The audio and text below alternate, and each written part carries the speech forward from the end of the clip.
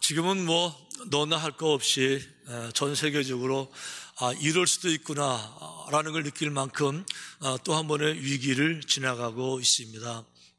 하지만 이런 그 위기 가운데서도 우리 인간의 소중함을 드러내는 정말 헌신적이고 또 자기를 희생하는, 그래서 이 어려움을 함께 극복해내는 그런 분들을 대할 때 참 존경스럽고, 참 인간은 이렇게 연약한 존재가 아니다, 그 인간됨에 대한 자부심도 느끼게 돼요.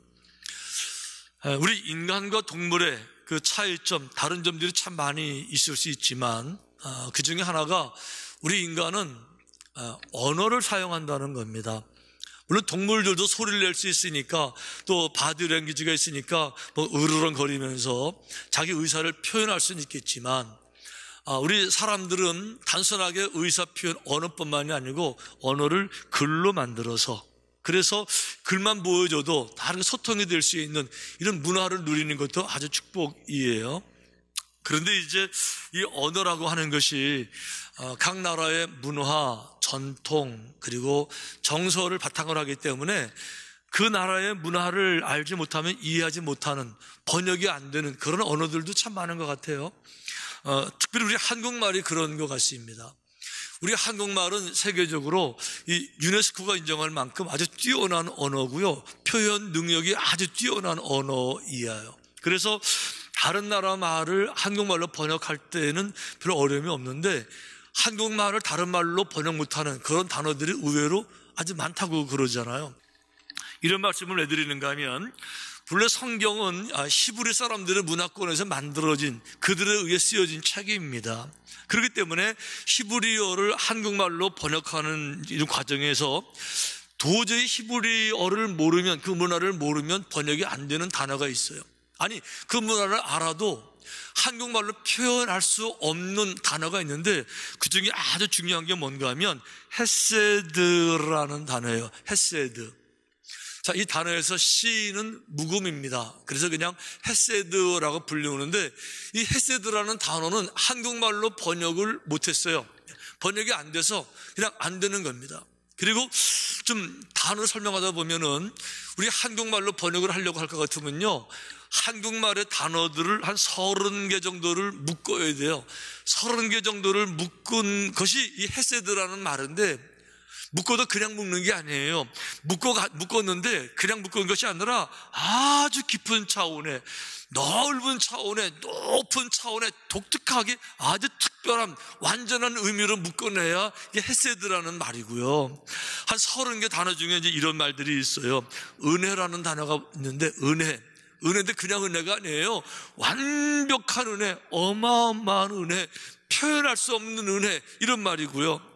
사랑이라는 말도 포함되어 있는데, 그냥 사랑이 아니에요. 그 사랑 그러면 에로스 사랑 말하잖아요. 부모 사랑, 스토르게, 우정, 필레어 말하잖아요.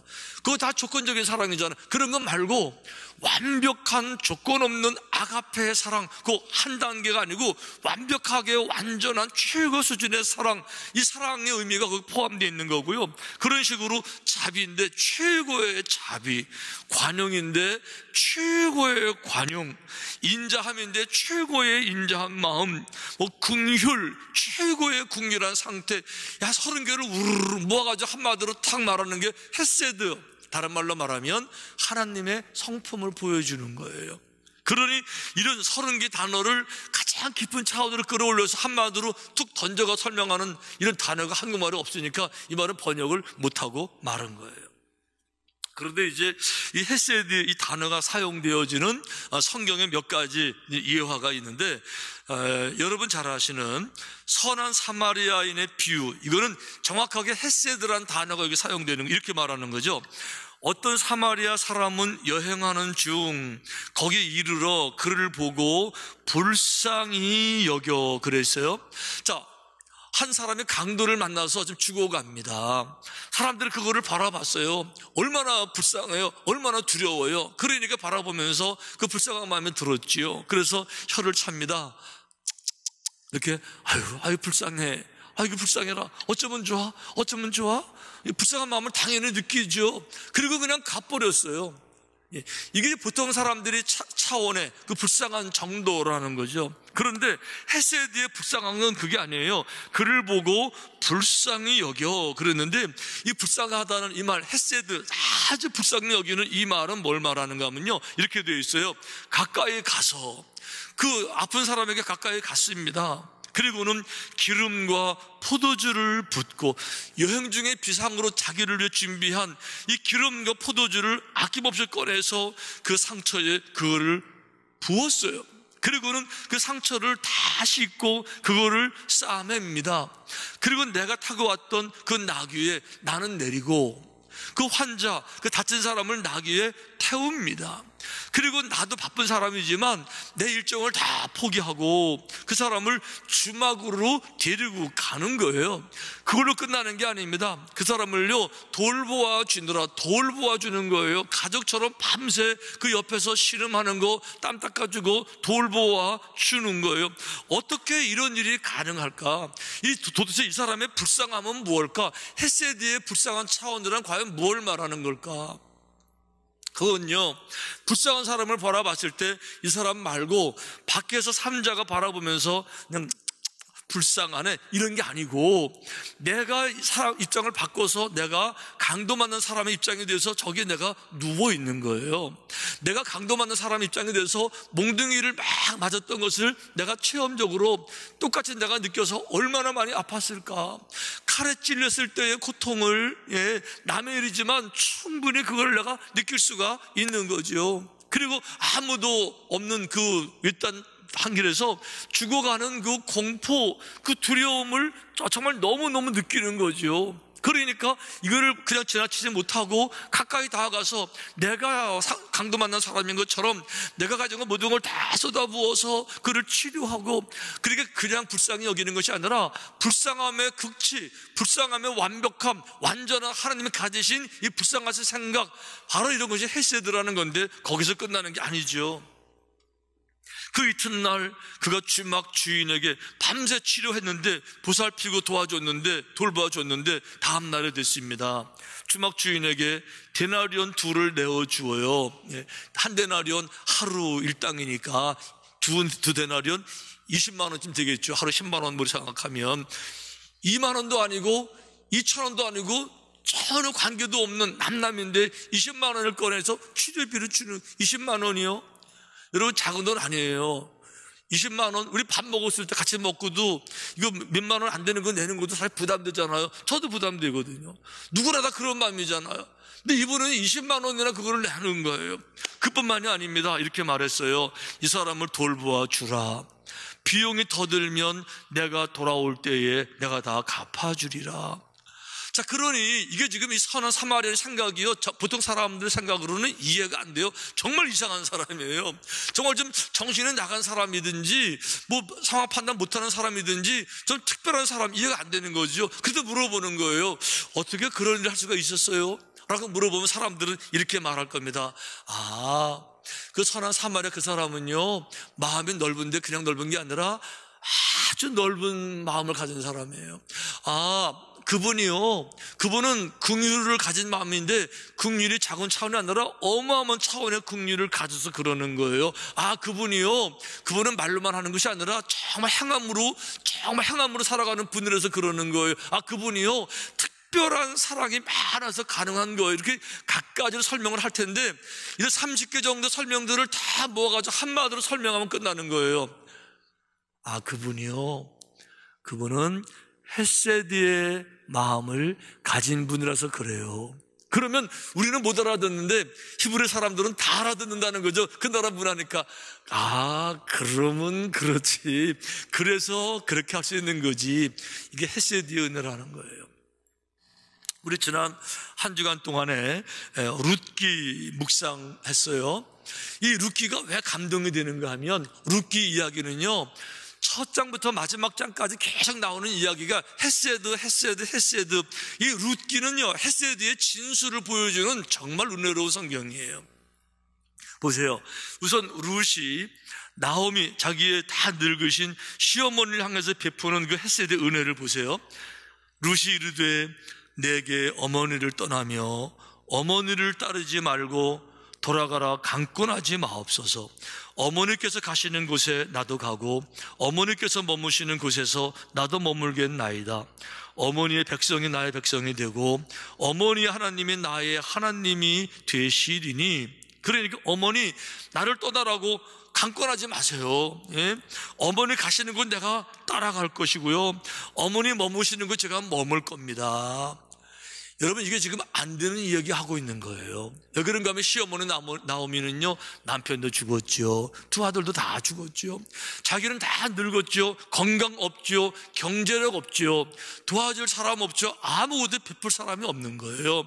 그런데 이 며느리가 바라보니까 우리 시어머니 너무너무 불쌍해요. 그러니까 우리 시어머니를 위해서 나를 희생할 수밖에 없는 거죠. 나도 중요하지만 우리 시어머니는 너무 중요하니까 시어머니 버릴 수가 없어요. 따라가는 겁니다. 어머니께서 죽으시는 곳에서 나도 죽어 거기 묻힐 거예요, 이렇게 말해요. 한 번 도와주고 끝나는 것이 아니라 내 평생을 다 시어머니를 위해서 내가 드릴 겁니다. 이거 지금 제정신 아니에요. 이거 지금이요, 나를 생각하는 마음 가지고 절대 못하는 거예요. 시어머니의 사랑이 나를 사랑하는 것보다 훨씬 크지 못하고는 절대로 이런 일을 행할 수가 없는 거예요. 나오미가 자기 며느리 룻에게 베푸는 이 헤세드의 은혜를 보세요. 이렇게 되어 있어요.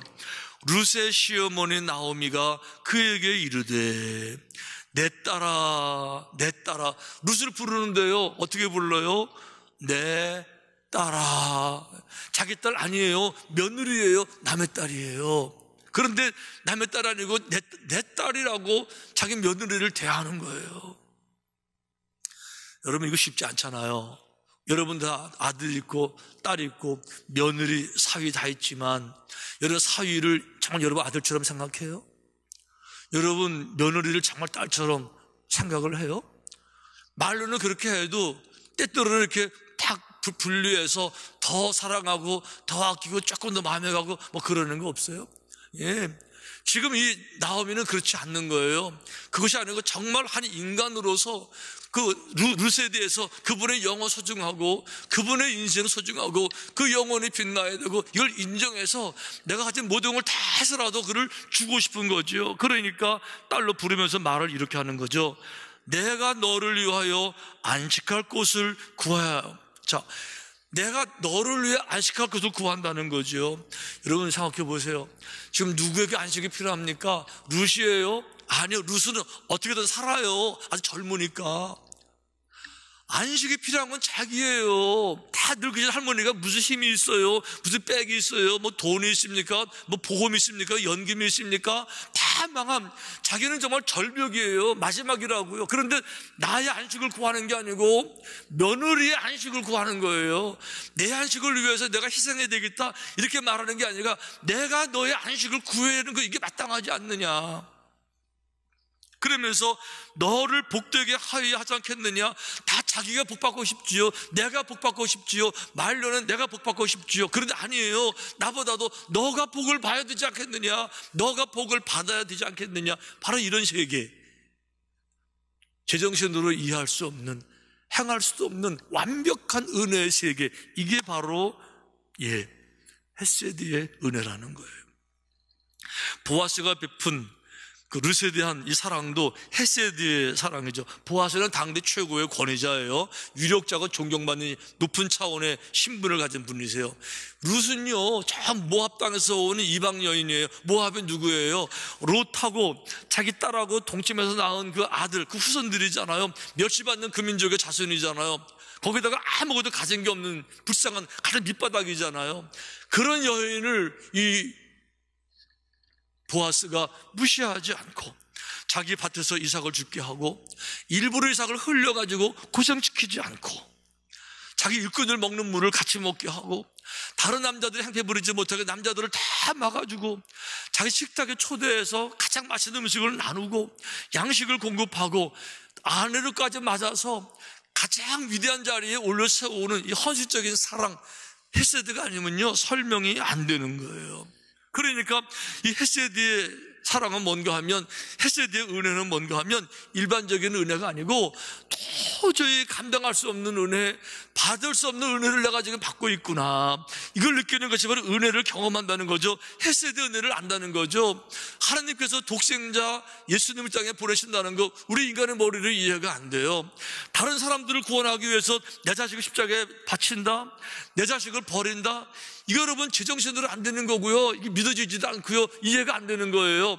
헤세드가 아니면 도저히 불가능한 겁니다. 그런데 헤세드의 마음을 갖게 되면 내 자신도 중요하지만 수많은 사람들이 어둠 속에서 죄악 가운데 평생 죄 가운데 전전긍긍 온갖 악한 일들, 그러면서 악한 가운데 홍수처럼 쓰러져 나가는 걸 이거 바라보면서 마음이 너무너무 불타고 너무너무 아까우면 내 아들조차도 내어줄 수 있는 거죠. 이게 바로 하나님의 어마어마한 한량없는 은혜, 그 사랑이라는 거죠. 그러니까 헤세드의 사랑을 경험하게 되면 이 머리가 아니고 가슴이 뜨거워져서 가슴에서 활활 타오르게 되고 너무 감동이 되고 너무 감격하니까 뜨거운 눈물을 펑펑펑 쏟게 되고 가슴에서 뜨거운 깨달음이 있다 보니까 이 깨달음이 정신까지 이어지게 되면서 정신 차리게 되면서 나를 위해 돌아가신 예수님이 원치 않는 것을 버리려고 노력하고, 그러니까 모든 죄악들, 모든 허물들 작은 거라도 버리려고 노력하고, 끊을 것 끊고 버릴 것 버리고 정리할 것 정리하고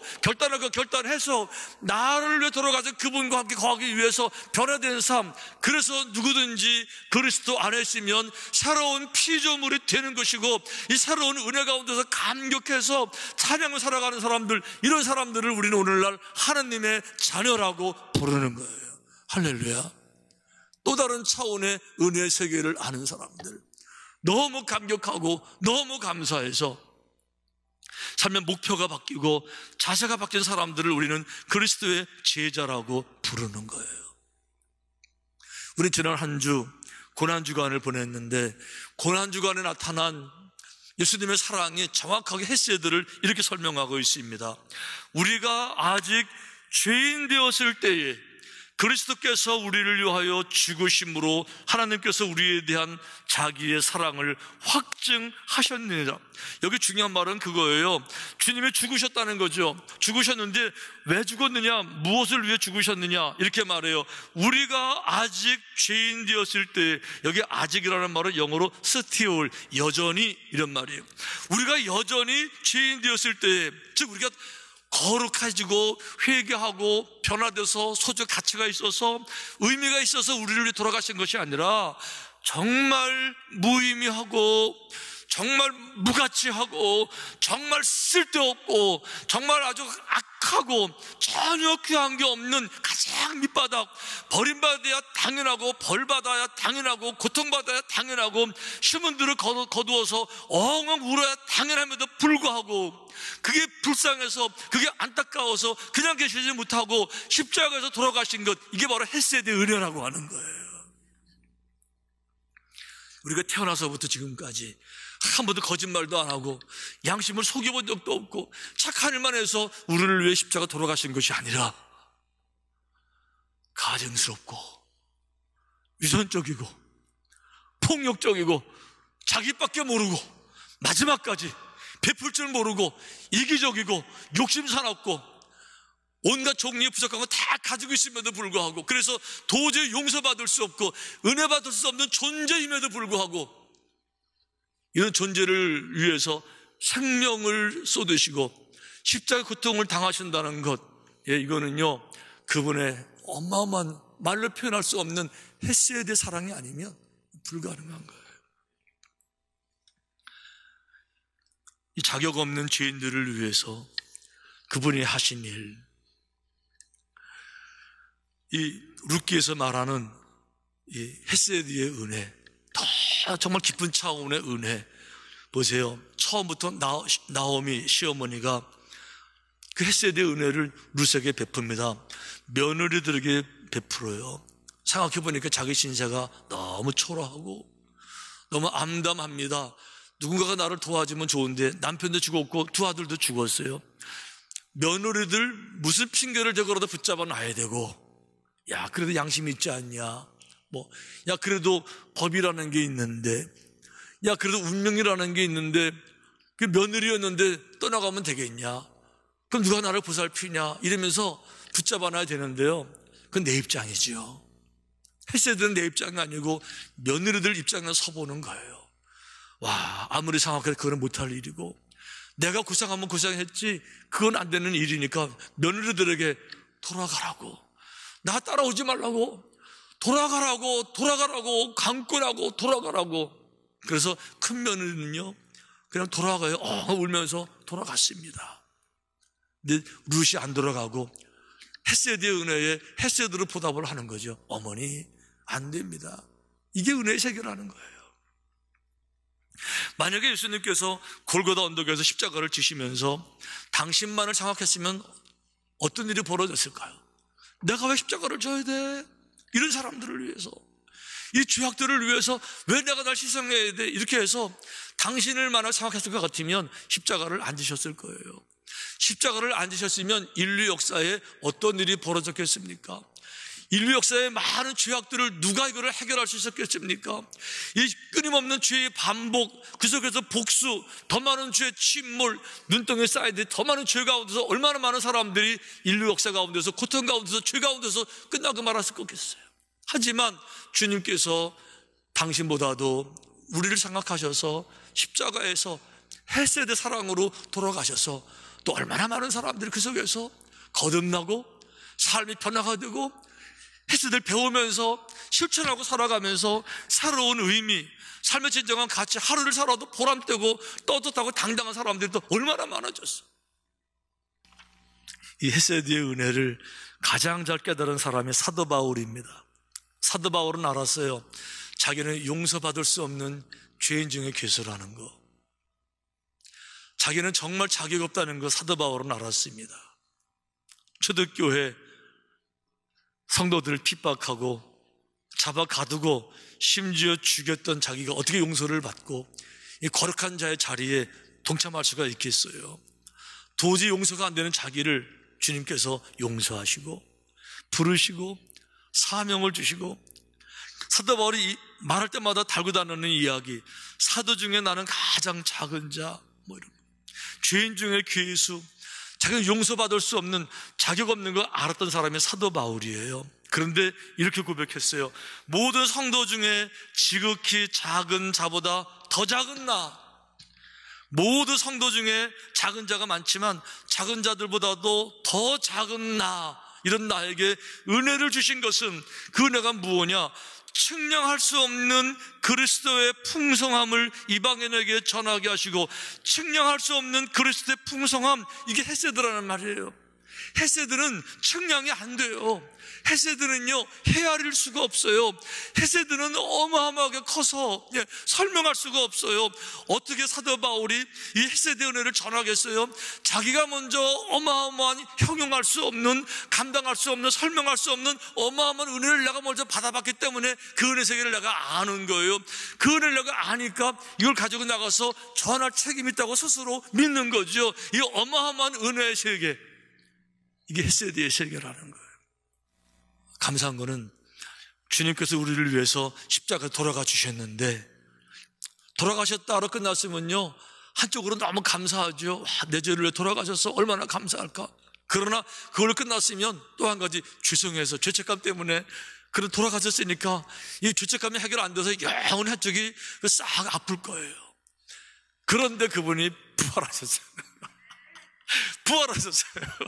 그러니까 우리를 돌아가셔도 죄책감까지도 부활하심으로 이겼으니까 그거 가지고 쓸어가 주시니 뭐를 더 망설이고, 뭐가 우리를 억누를 수 있고, 뭐가 우리를 고통스럽게 할 수가 있겠습니까? 그러니까 우겨쌈을 당해도요 쌓이지 아니하고, 거꾸로 때림을 당해도 망하지 아니하고, 항상 주님과 함께 하루를 살아도 할렐루야 찬양하면서 기쁨으로 살아갈 수가 있는 거죠.